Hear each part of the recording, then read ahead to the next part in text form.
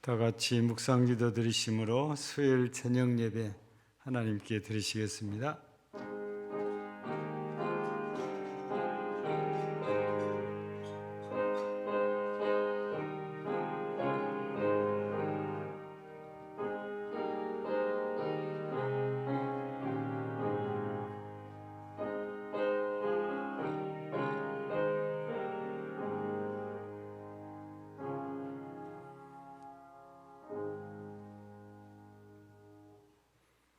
전능하사 천지를 만드신 하나님 아버지를 내가 믿사오며 그의 외아들 우리 주 예수 그리스도를 믿사오니 이는 성령으로 잉태하사 동정녀 마리아에게 나시고 본디오 빌라도에게 고난을 받으사 십자가에 못 박혀 죽으시고 장사한 지 사흘 만에 죽은 자 가운데서 다시 살아나시며 하늘에 오르사 전능하신 하나님 우편에 앉아 계시다가 저리로서 산자와 죽은 자를 심판하러 오시리라.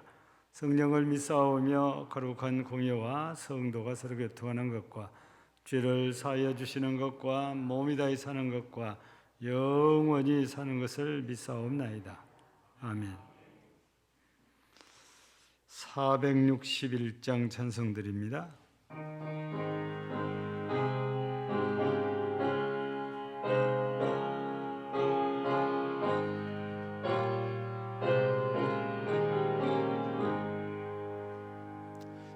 십자가를 질 수 있나 주가 물어보실 때 죽기까지 따르오리 성도 대답하였다.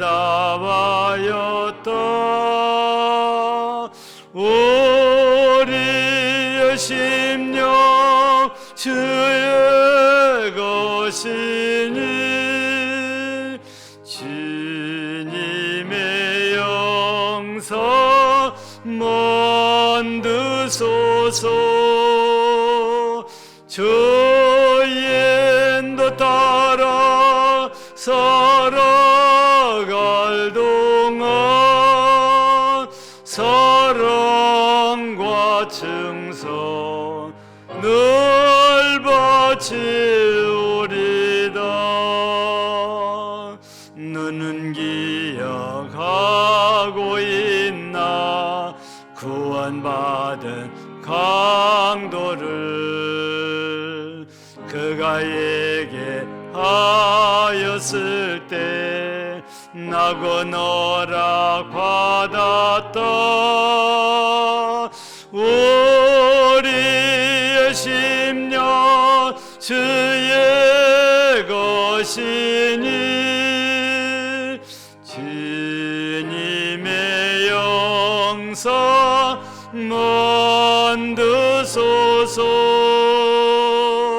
주의 인도 따라 살아갈 동안 사랑과 충성 늘 바치오리다.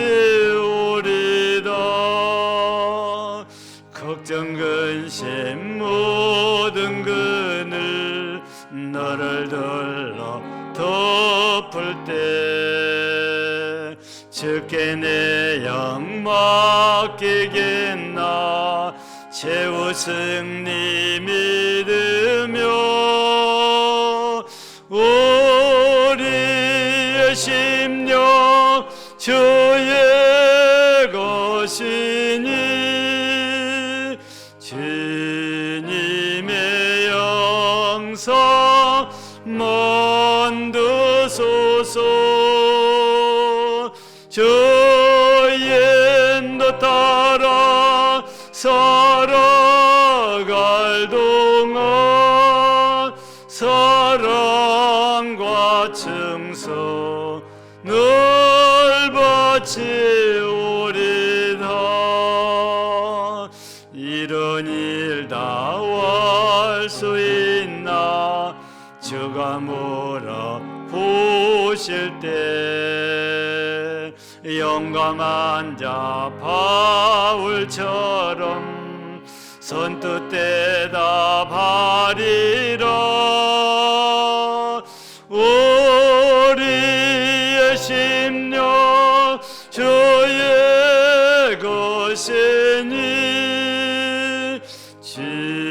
주님의 영성 만드소서. 주의 인도 따라 살아갈 동안 사랑과 충성 늘 바치오리다.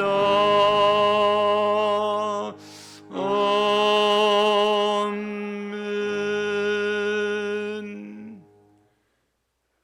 구원과 영광과 권능을 가지신 하나님 아버지, 식물이 일광을 받아 가지고 가기가 동산을 뻗어가듯이 아버지께서 저희들의 영혼을 지켜주신 줄 믿습니다. 저희들의 필요한 것을 부족함 없이 늘 채워주시고 공급해 주시는 하나님 아버지 감사합니다. 모든 영을 먹이시고 사랑과 은혜 안에 거하시고 모든 시험에 감당하게 하시는 사랑의 주님, 오늘도 세상 속에서 살면서 하루 일을 마치고 영혼의 안식처인 교회로 발걸음을 인도하여 주시고 저녁 예배 드리는 귀한 시간을 허락하여 주셔서 감사합니다. 이 시간 아버지의 의를 나타나게 하여 주시옵시고 아버지 하나님께서 더 가까이 가는 신실한 믿음을 주옵소서. 저희에게 소망을 주옵시고 마음이 든든하여 두루 살펴보고 안전히 쉬는 평강을 주옵소서. 주님의 뜻으로 반석 위에 교회를 세우시고 주께서 값없이 주신 은혜로 저희가 제사함을 받고 구원의 그리스도의 옷을 입었습니다. 그럼에도 우리는 연약하여 세상 속에서 죄를 짓고 이 자리에 왔으니 주님의 보혈로 죄를 씻어 주시고 온전하게 하여 주시기를 기도합니다. 사랑의 주님, 이 시간 코로나로 예배에 참석하지 못한 많은 심령들이 있습니다. 그들을 위로하여 주옵소서. 그들의 영혼이 방탕하게 빠지지 않도록 주님이 잡아주옵시고 어느 곳에 있든지 신앙의 열매를 맺을 수 있도록 도와주옵소서. 오직 주님 안에서 영혼의 안식을 얻을 수 있기를 기도합니다. 이 모든 말씀 우리 주 예수님의 이름으로 기도드렸사옵나이다. 아멘. 아멘.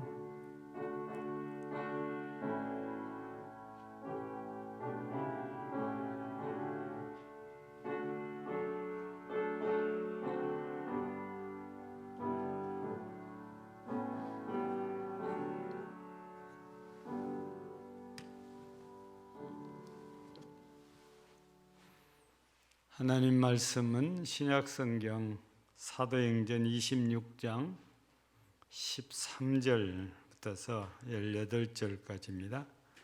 사도행전 26장 13절에서 18절까지 교독합니다. 왕이여, 정오가 되어 길에서 보니 하늘로부터 해보다 더 밝은 빛이 나와 내 동행들을 둘러 비추는지라.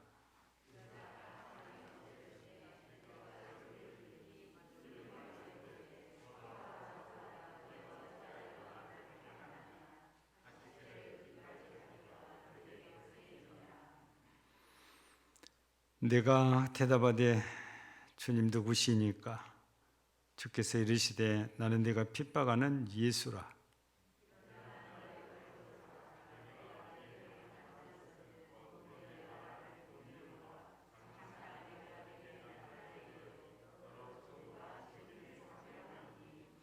이스라엘과 이방인들에게서 내가 너를 구원하여 그들에게 보내어 그 눈을 뜨게 하여 어둠에서 빛으로 사탄의 권세에서 하나님께로 돌아오게 하고 죄 사함과 나를 믿어 거룩하게 된 무리 가운데서 기업을 얻게 하려 하더이다.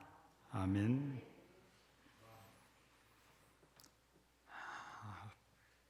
바울 사도가 이 다메섹 도상에서 회심하는 사건이 지금 계속 아그리빠 왕에게 설명하는 중이죠.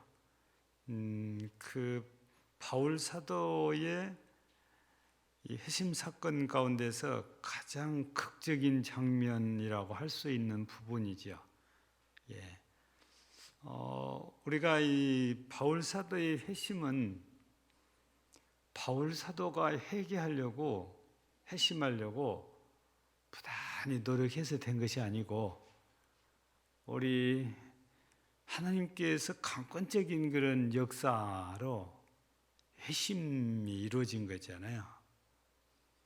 가끔 가다가 이 바울과 같은 사람들이 있기는 하지만 이런 경우는 아주 특별한 경우여서 보편적이지는 않습니다.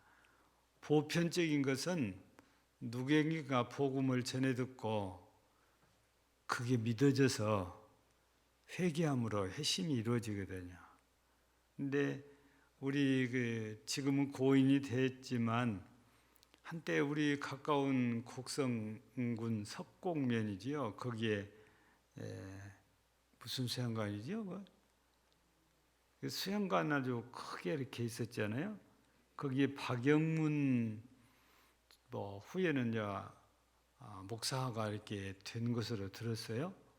근데 그분이 회심할 때에는 실은 교회도 안 다닌 걸로 자기의 간증을 들어보면 그렇게 나오거든요. 그래서 그분의 최초의 간증이 약 한 40분 정도짜리 테이프로 이렇게 나왔는데 거기에 들어보면은 이제 좀 보편적으로 이렇게 보통 사람으로 사는 사람이 아닌 것으로 소개가 돼요. 교도소에 갔다가 나와서 되어진 일이니까. 이제 교도소에 갔다가 나왔는데 당연히 자기를 기다리고 있을 거라 생각했던 부인이 없는 거예요. 그래서 처갓집을 찾아가서 부인을 찾으니까 모른다 하고 계속 안 가르쳐 주니까 이 박영문 씨가 생각이 무서운 생각으로 가득 차잖아요. 그래서 기름을 사다 놓고 이제 휘발유를 사다 놓고 처갓집도 불 지르고 자기도 기름 끼얹고 불 질러서 그냥 죽으려고 했던 그런 마음을 품고 휘발유까지 사다 놓은 그런 상태로 당시를 얘기를 해요. 이거 보면은 바울 사도도 그때 당시에는 사울이라는 이름으로 오늘 본문에도 이렇게 나오지만 기독교인들을 핍박하는 데 열중했던 사람이지 자기가 예수를 믿으려고 노력한 게 아무것도 없지요. 그런데 하나님께서 이 바울 사도도 강권적으로 회심을 시켰고 그 박영문 씨도 마찬가지예요. 하나님께서 강권적으로 회심을 시켰지요. 다만 우리가 모르는 사이에 누군가 기도해 준 사람이 있다는 것이 좀 박영문 씨에게는 해당이 돼요. 형님이 지금도 목사하고 광주 가면 안디옥교회라고 있습니다. 그 안디옥교회 박영우 목사가 그 박영문 씨의 형님 목사님이시거든요. 형님이 목사님이시면 아마 기도를 동생을 위해서 많이 했지 않을까 이런 생각. 우리가 그냥 우리도 형제들 위해서 다 기도하니까 목사님이시면 당연히 그렇게 했을 것 같잖아요. 그러니까 누군가 뒤에서 기도해 주는 분이 계셨고 하나님께서는 그분의 기도를 들으셨던지 이 박영문 씨를 극적으로 회심시켜서 자기가 하려 던 계획을 전부 다 버리고 하나님 앞에 손들고 나와서 그리스도인이 돼가지고 자기가 체험한 것을 간증하기 시작한 거지요. 그러면서 더욱더 은혜를 받고 후에는 집사 되고 장로 되고 나중에는 이제 목사까지 이렇게 되신 분인데 좀 안타까운 것은 단명했다는 것입니다. 이렇게 엄청난 체험을 했음에도 불구하고 오래 살지 못하고 이제 일찍이 하나님의 부르심을 받았다는 좀 안타까운 점이 있긴 해도 극적인 회심이 하나님의 강권적인 역사에서 이루어졌다는 거지요. 그래서 바울 사도도 지금 계속 아그리빠 왕에게 자기의 회심한 그 과정들을 쭉 지금 얘기하고 있는데 오늘 본문이 가장 클라이막스에 해당이 된다 이 말씀인데요. 이 시간에는 이 사건이 몇 장에 소개됐어요? 9장에. 9장에 사도행전 9장에 보면 다메섹 도상에서 일어난 것을 기록을 하는 것이 9장이 소개되거든요. 근데 오늘 이 바울 사도가 아그리빠 왕에게 그 과정을 설명하면서 자기가 겪은 사건을 이렇게 얘기하는데 9장에서는 설명하지 않는 부분을 여기 26장에서는 설명을 덧붙여서 설명해 놓은 부분이 있어요. 그래서 오늘은 그 부분 두 군데만 우리가 함께 살펴보려고 합니다. 오늘 이 14절 보면은 무슨 말씀이냐면 이 셋째 줄이죠. 사울아 사울아 네가 어찌하여 나를 박해하느냐 가시채를 뒷발질하기가 네게 고생이니라 이렇게 되어 있는데 9장에서 즉 바울 사도가 체험했던 그때 당시는 바울 사도가 이 기억을 못했든지 거기는 없어요. 그런데 여기 26장에서는 여기 가시채를 뒷발질하기가 네게 고생이니라 이 말씀이 더 추가되어져 있습니다. 여기 이 말은 우리가 잘 모르는 게 아니고 거의 다 짐작을 하고 있지요. 여러분 가시채라는 것이 뭐지요? 이 여러분들 성경에 해설되어 있으면 설명이 아마 되어 있지 않을까 싶은데 이 가시채는 그때 당시에 말이나 짐승들을 컨트롤하기 위해서 사용하는 채찍이라고 이렇게 하거든요. 그래서 헬라 말로도 켄트론이라고 그래요. 헬라 말로 켄트론. 이게 우리 영어로 바뀌어지면서 컨트롤이라고 이렇게 이제 잠깐 변경이 돼 있잖아요. 이게 컨트롤한다는 것은 내가 내 마음대로 조정하는 거잖아요. 이게 말을 탈 때에 말을 내 마음대로 조정하기 위해서 이 말 타는 기수가 가지고 있는 채찍. 근데 이 가시채라고 이렇게 표현됐는데 이 가시채는 이 채찍에다가 쇠로 이 못이 이렇게 튀어나오듯 이렇게 쇠를 붙여놨어요. 그래서 그러니까 쇠가 없을 때하고 쇠가 붙었을 때는 그 맞았을 때의 그 강도라든지 우리 피부에 나타나는 반응이 전혀 다르잖아요. 그냥 채찍은 맞은 자국에 이렇게 줄만 생겼지만 이 가시 즉 쇠로 붙어 있게 되면은 거기가 찢어지고 터지고 훨씬 더 심하게 되잖아요. 근데 말이 주인이 말 안 들어서 이렇게 채찍을 휘둘렀는데 그거 싫다고 발로 그 채찍을 차면 가시채를 차면 말 발에 상처만 나고 말만 아프다고 말이에요. 그러니까 이게 가시채를 뒷받질라이가 네게 고생이라는 말은 네가 그렇게 해봐야 너만 고생이지 아무 의미가 없다, 필요 없다, 효과 없다 이런 얘기거든요. 그래서 이거를 간단하게 표현하면 부질없는 반항이라고 이렇게 표현을 하는데 이 가시채를 뒷받질라이가 네게 고생이란 말은 당시에 헬라 사람들이 사용하는 속담 중에 하나로 이렇게 이제 알려져 있는 거거든요. 예, 여러분 발로 가시채를 찰수록 찬 말만 짐승만 발이 아플 뿐이지 다른 뭐가 없잖아요. 이익을 본 게 아니고 손해를 본다고 말이지요. 그러니까 이 말을 우리가 바울 사도가 여기 소개된 대로 예수님을 박해했던 인물이니까 예수님을 박해하는 그 자체가 말이 가시채를 차는 것 같아서 바울 사도가 아무리 핍박해봐야 너만 힘들지 소용이 없다고 말이에요.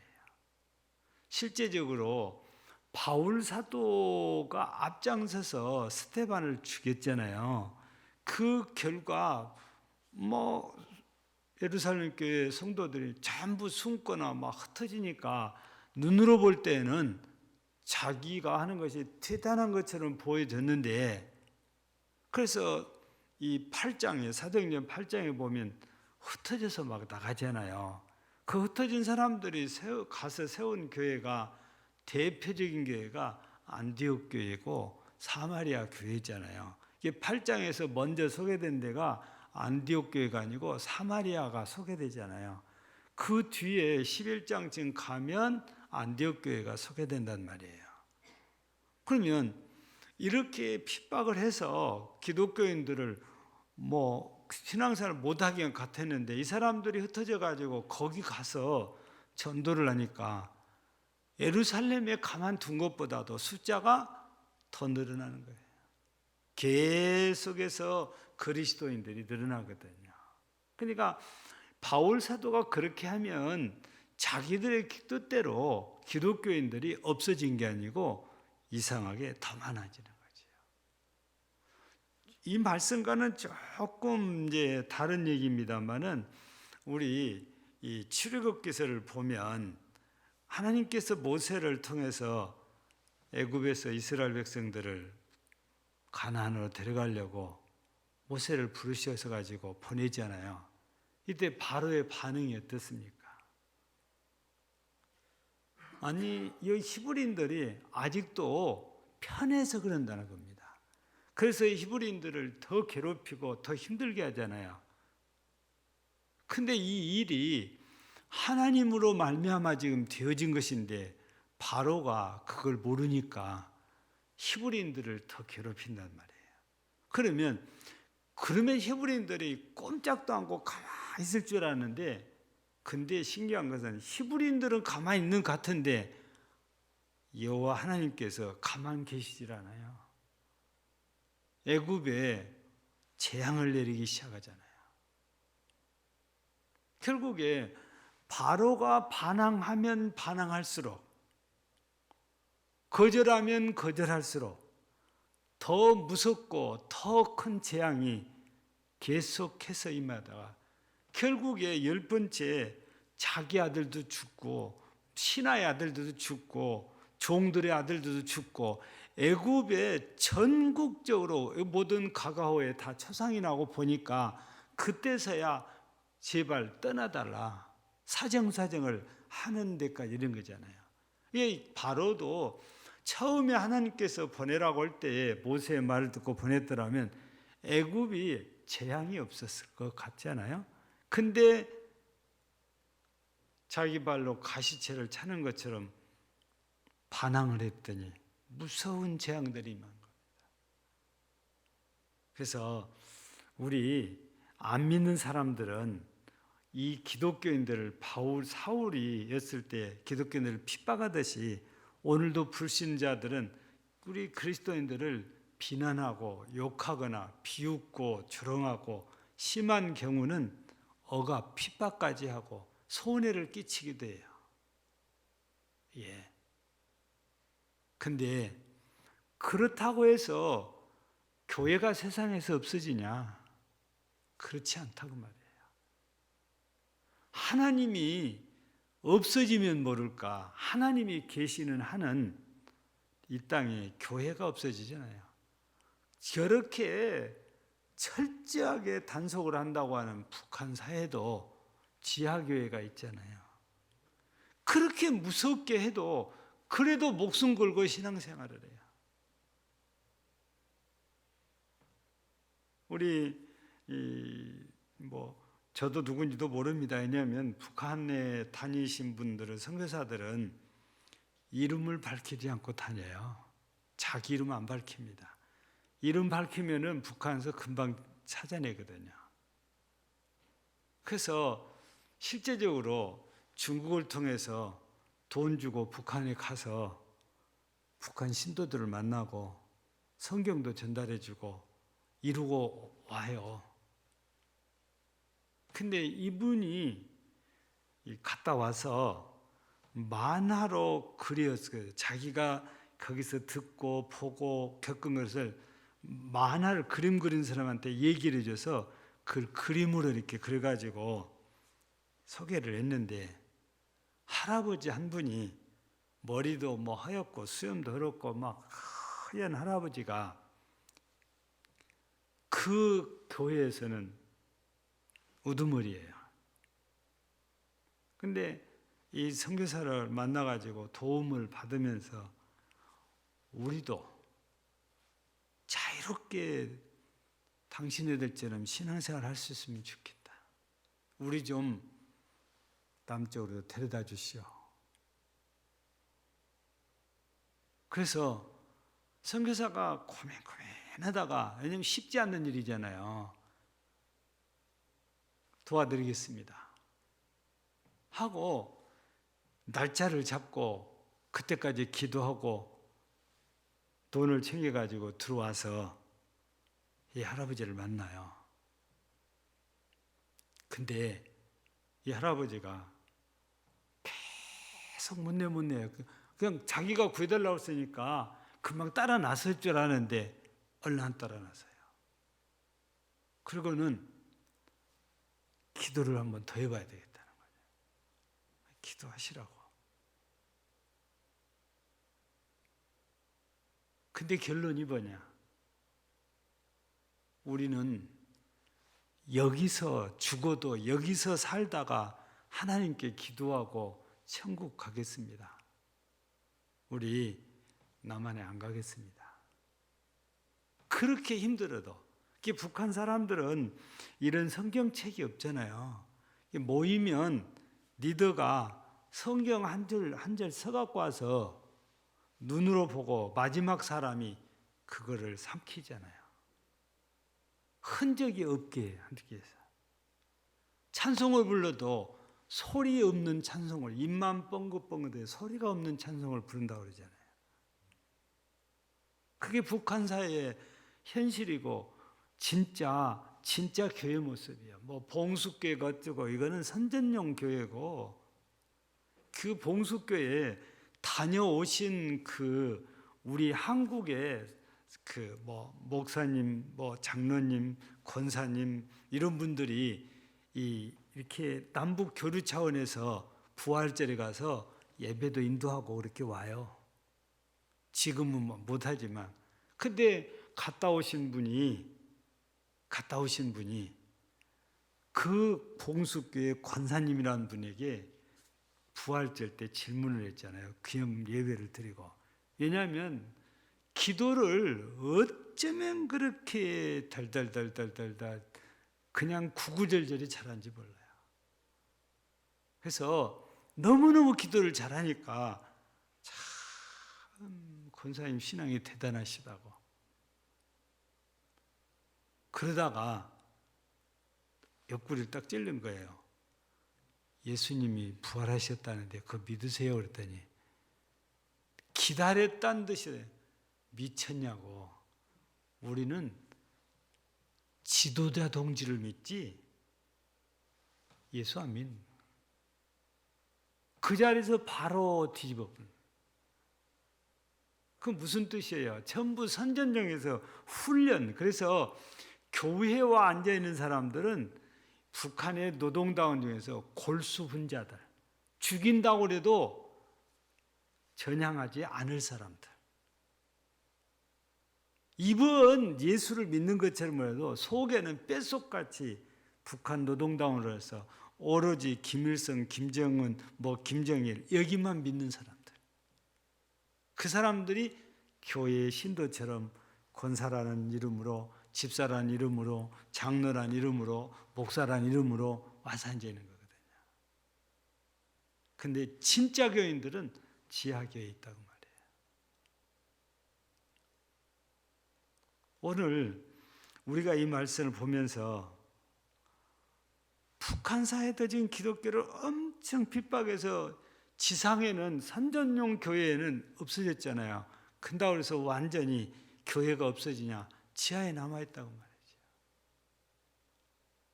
바울 사도가 아무리 그렇게 했어도 핍박해도 소용없다고 말이에요. 그것이 가시채를 뒷발진하기가 네게 고생이다.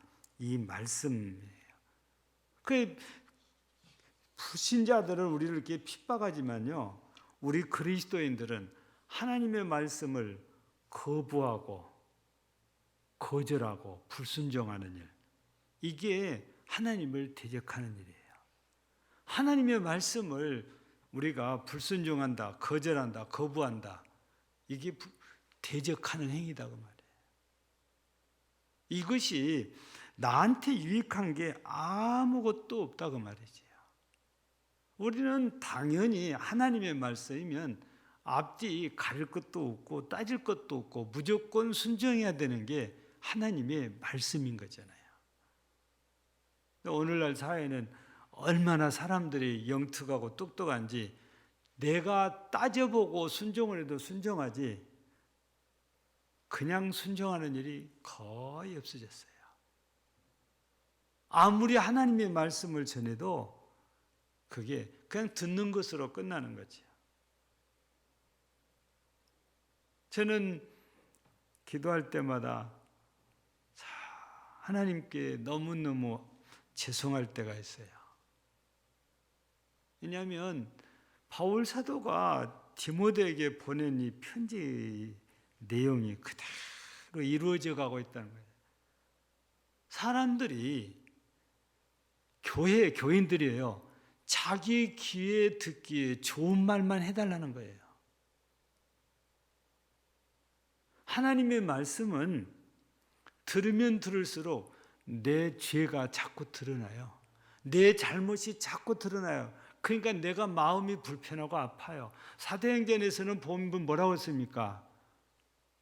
어찌할꼬, 이 탄식을 하게 되잖아요. 근데 똑같은 어찌할꼬라도 조금 전에 얘기했던 바울 사도였을까, 스데반의 말을 듣고 어찌할꼬 할 때는 스데반을 돌로 쳐 죽이는 결과가 나와요. 베드로의 설교를 듣고는 어찌할꼬 해결을 했지만 스데반의 설교를 듣고는 스데반을 돌로 쳐 죽여요. 요즘은 스데반을 돌로 쳐 죽인 것만큼은 안 해도 목사가 설교했을 때 나의 아픈 부분을 터치하면은 그게 싫다는 거예요. 무슨 뜻이냐? 회개하기도 싫다 그 말이잖아요. 목사는 하나님의 말씀을 전해서 성도들이 회개해서 하나님 앞에 언제 가도 합당하도록 성도들을 회개하게 만들어야 되거든요. 이게 싫다는 거예요. 그래서 하나님 앞에 너무너무 죄송한 거예요. 바울 사도를 통해서 그런 말씀을 주셨는데 그 말씀이 이제 서서히 이루어져 가는 걸 보니까, 사랑하는 성도 여러분, 우리들 스스로가 가시채를 팔길질하는 이런 어리석은 자가 되면 안 되죠. 그건 바보 같은 짓이다 그 말이에요. 여러분, 우리 말로 우리식으로 표현하면 내가 바위를 내 발로 차면 내 발만 아프잖아요. 그거잖아요. 하나님을 대적하는 게 그런 거다 그 말이죠. 두 번째는 무슨 얘기가 나왔냐면, 오늘 말씀 가운데 16절에 보면은 이렇게 소개됐어요. 일어나 너로 발로 서라. 너의 발로 서라. 내가 네게 나타난 것은 곧 네가 나를 본 일과 장차 내가 네게 나타날 일에 너로 종과 증인을 삼으려 함이니. 이 부분의 말씀이 9장에서는 어떻게 되어 있을까요? 9장에서는 너는 일어나 시내로 들어가라. 네가 행할 것을 네게 이룰 자가 있느니라. 9장에서 보면 아나니아라는 제자에게로 인도해 주거든요. 그 아나니아를 통해서 이 말씀을 주십니다. 근데 이룰 자가 일어났을 때 뭔가 행할 것을 지금 일러주신다고 그러는데, 오늘 본문에서는 주님께서 직접 말씀해 주신 것으로 소개가 됐다면, 내가 네게 나타난 것은 곧 네가 나를 본 일과 장차 내가 네게 나타날 일에 너로 종과 증인을 삼으려 함이니. 종이란 다른 말로 바꾸면 사환, 심부름꾼입니다. 바울을 심부름꾼으로 그리고 증인으로 삼기 위해서 부르셨다. 그래서 하나님의 부르심에는 목적이 있다는 겁니다. 그냥 불러보는 것이 아니에요. 목적이 있어서 부른단 말이죠. 우리는 애들을 놀리기 위해서 그냥 불러보기도 해요. 근데 하나님께서 우리를 부르실 때는 절대 그러지 않아요. 목적이 있어요. 부르는 목적이. 오늘 바울 사도를 통해서 보니까 주님께서 바울 사도를 이렇게 부르신 목적은 하나님의 심부름꾼을 삼기 위해서, 하나님의 증인이 되기 위해서. 이 목적이 있어서 바울 사도를 이런 식으로 해서 부르셨다, 이 말씀이거든요. 다른 말로 바꾸면 하나님께서 바울에게 사명을 부여하시기 위해서 부르셨다, 이 말씀이거든요. 그래서 바울 사도가 이 사건을 통해서 회개하고 회심하고 나니까 나 중심의 사람에서 하나님 중심으로 삶이 바뀌어요. 그때부터서 이제는 오직 주님이잖아요. 그래서 빌립보서를 통해서 뭐라고 합니까? 예수 그리스도의 고상함을 얻기 위해서 내가 가진 모든 것들을 배설물처럼 버렸다는 거잖아요. 이제 완전히 예수님 중심으로 살겠다. 예수님, 내 속에 예수가 살아계시니까 내가 말해도 예수님이 하신 말씀을 한다는 거죠. 내가 살아도 예수님으로 말만 산다는 거잖아요. 삶이 완전히 바뀌어버리죠. 유대인들이 이렇게 변해버린 바울이 싫어서 지금 이렇게 고발해가지고 감옥에 가두게 하고 신문 받게 하고, 그런 과정에서 아그리빠 왕에게 변호할 기회가 주어지니까 지금 바울 사도가 지금 이 얘기를 계속하고 있는 거잖아요. 우리는 이 시간에 이 바울 사도를 하나님께서 이렇게 부르셔서 쓰신 것을 보면서 어떤 생각을 해야 될까요?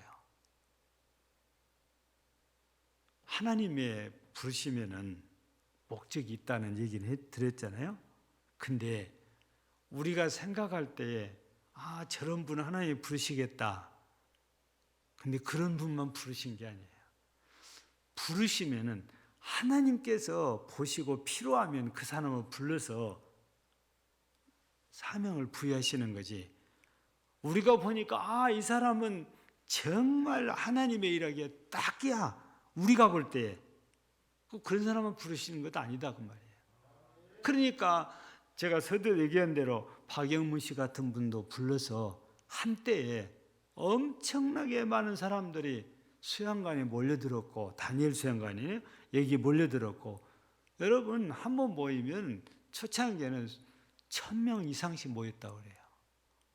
그 많은 사람들에게 복음을 전했잖아요. 하나님께서 쓰실 때 보면은 우리가 생각하는 상식적인 이런 것을 훨씬 뛰어넘어서 하나님은 부르시고, 하나님은 사명을 부하시고, 하나님은 일을 하시더라고 말입니다. 그렇다면 오늘 우리가 이 시대의 그리스도인으로서 우리가 그런 기도를 해야 될 필요가 있는 거지요. 하나님께서 일을 하시려고 시키려고 부르실 때 내가 부름받고 쓰임을 받느냐, 그렇지 못하냐, 이게 나한테는 관건인 거예요. 내 신분이 비록 목사가 아니어도, 아니 교회 안의 장로도 아니어도 그냥 서리 집사였는데도 하나님은 불러 쓰실 수 있어요. 꼭 목사만이, 꼭 장로만이 불러 쓰시는 건 아니에요. 그냥 어떤 경우는 서리 집사도 아닌 그냥 평신도도 불러 쓰실 수 있는 거예요.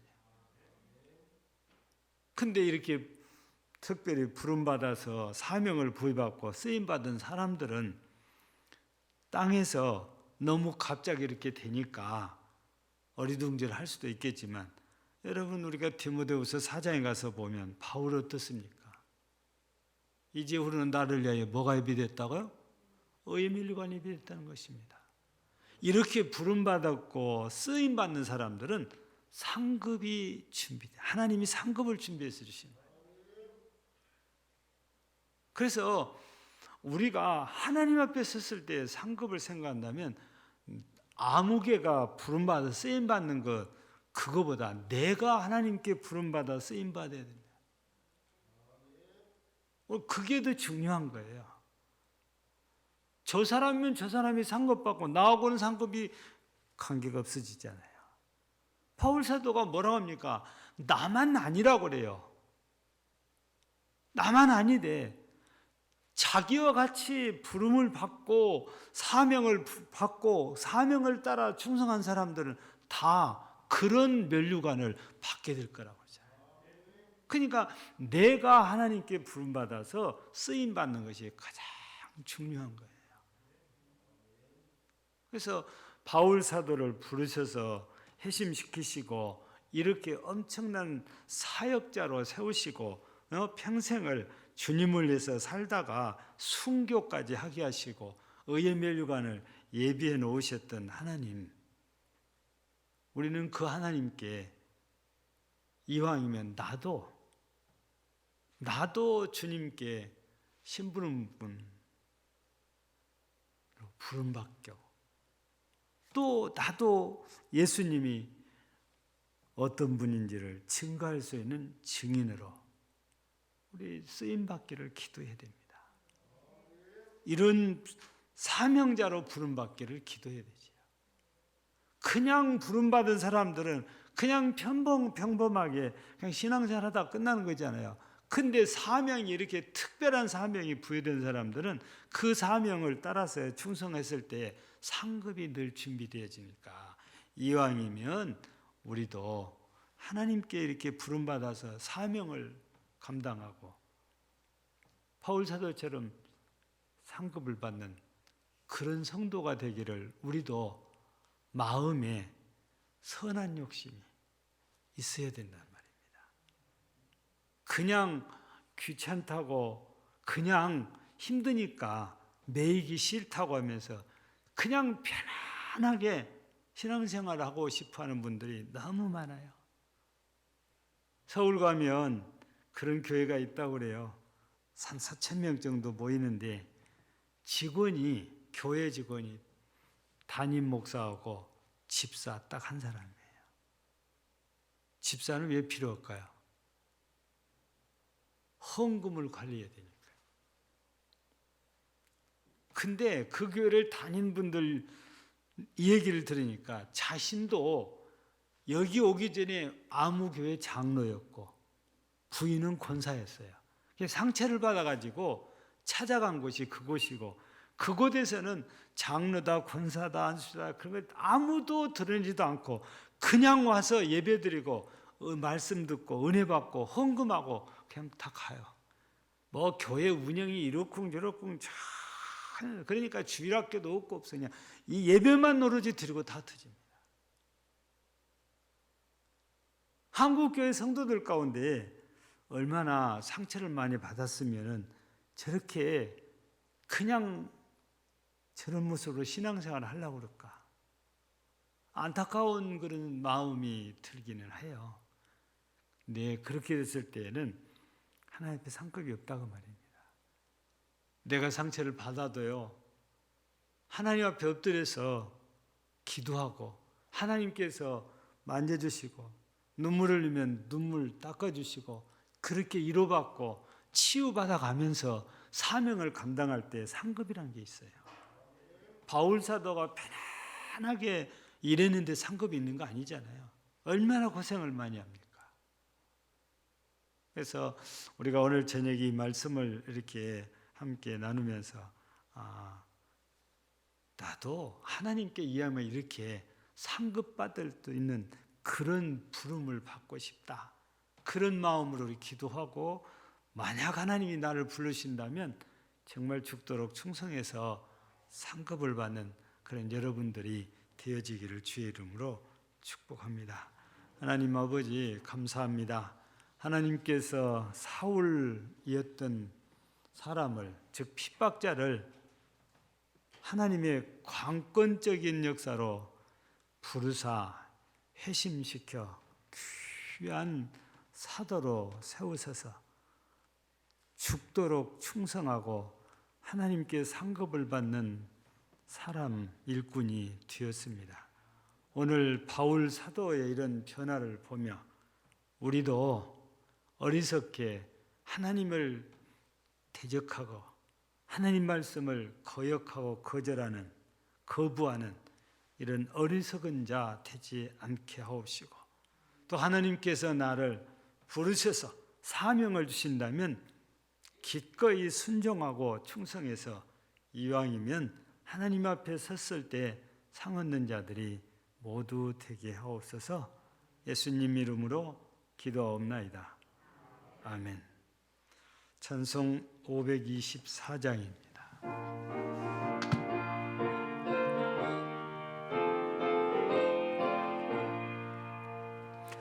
갈 길을 밝히 보이시니 주 앞에 빨리 나갑시다. 우리를 찾는 구주 예수 곧 돌아오시네. 죄악 벗은 우리 영혼은 기뻐 뛰며 주를 보겠네. 하늘에 계신 주 예수를 영원히 섬기리. 우리를 오라 하시는 말 기쁘게 듣고 순종하세. 그 주를 믿기 지치 말고 속속이 나가세. 죄악 벗은 우리 영혼은 기뻐 뛰며 주를 보겠네.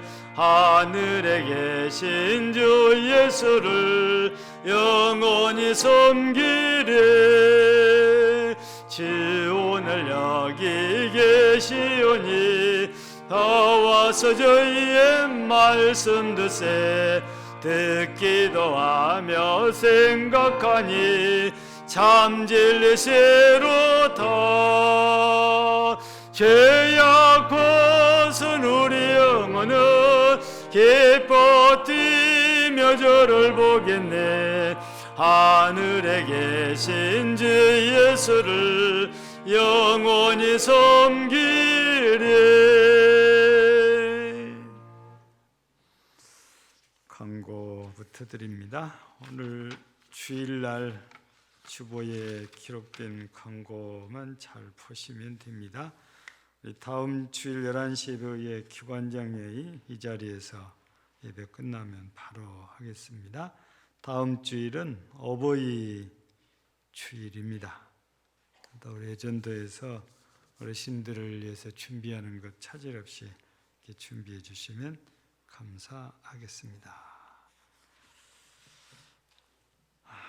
기도하겠습니다. 목자 되신 주님 믿음의 길, 의의 길로 인도하옵소서.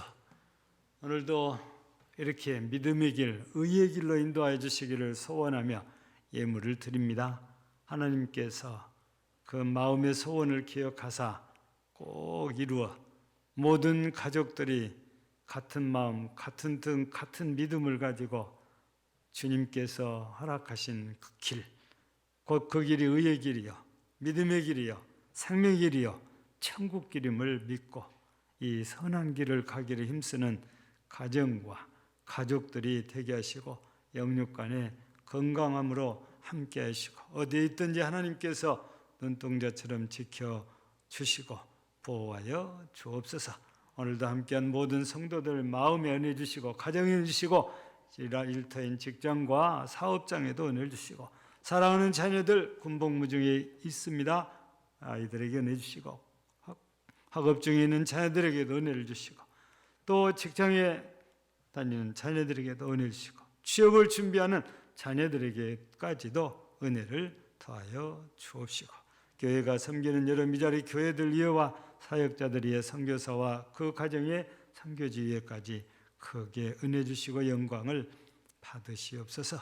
오늘도 병든 자들을 돌아보시고 주의 능한 손, 치료하는 손, 권능의 손으로 만져서 고치시고 치유하시고 건강하게 하여 주시기를 간절히 바라오며 예수님 이름으로 축복하며 기도합나이다. 아멘.